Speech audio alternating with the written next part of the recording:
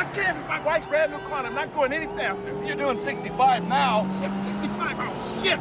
Our first movie is Lethal Weapon 2, and in a summer of sequels, which have often been pale imitations of the originals, this one is an exception to the rule. The original Lethal Weapon was one of the smartest and most exciting cop buddy action pictures of recent years, and Part 2 is as smart, as exciting, and just as well written. This is not a lazy retread, but a sincere effort to do justice to the original film, and it really worked for me. As usual, the movie is built around a lot of spectacular chase scenes. Movie chases usually bore me, but this movie has some good ones.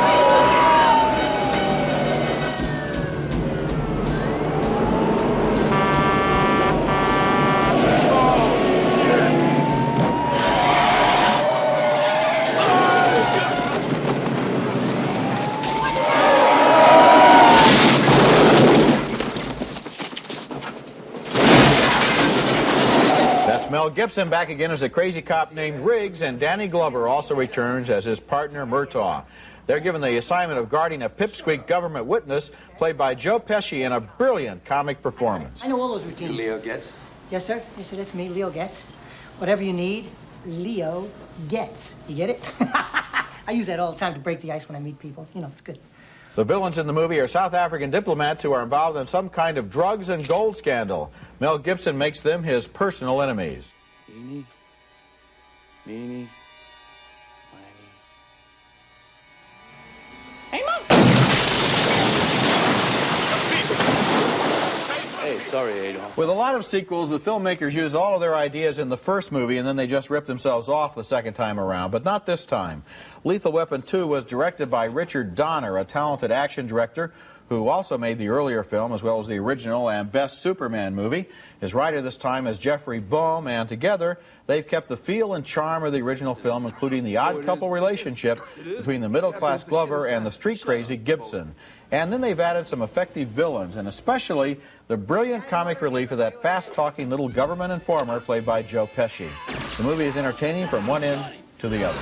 And not for me, I had sort of a split reaction to the picture. I liked all the things happening outside of the main characters. I think Joe Pesci is absolutely wonderful. You know, if comic roles are ever going to get Oscar nominations for supporting, at least, this I think would qualify. He's terrific. And I liked this woman, Patsy Kensit, who you didn't mention, who was the girlfriend, the love interest of Mel Gibson. I thought she was really erotic and kind of exciting, fresh face. She's a rock singer. But the two main guys bored me because they were doing a lot of this false laughter and false... I thought that the guys would be, in reality, much sharper than they were. I thought in the first film, Gibson's character was really suicidal, and that was part of his excitement, because it wasn't just a wild man, he was a wild man for a purpose. Here now, he's just sort of playing being a wild man. If you remember, Gene, by the end of the first film, he had come back from that. I know what he's supposed to do. He's still crazy now, but at least he's not depressed. He wanted to kill himself, now he wants to live. I understand that. Well, what's wrong with that? That's a good idea, isn't it? There's nothing wrong with it, it's just the way it's played. But they're still interesting guys who know each other and who like each other and who stick together and who save each other's lives in this movie. Let me ask you something. Especially in that scene where the booby-trap bomb is going to go off. It's very well played. Let me ask you one thing.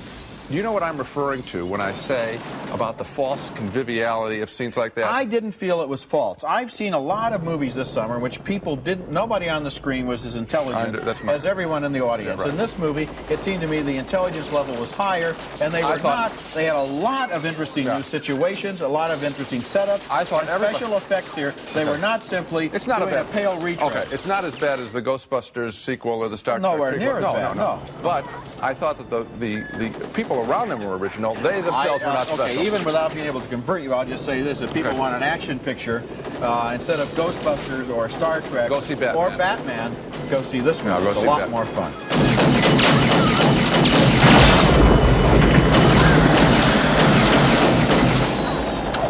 Come on, Sam.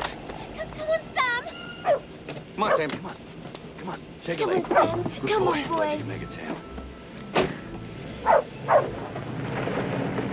They got any holes in them?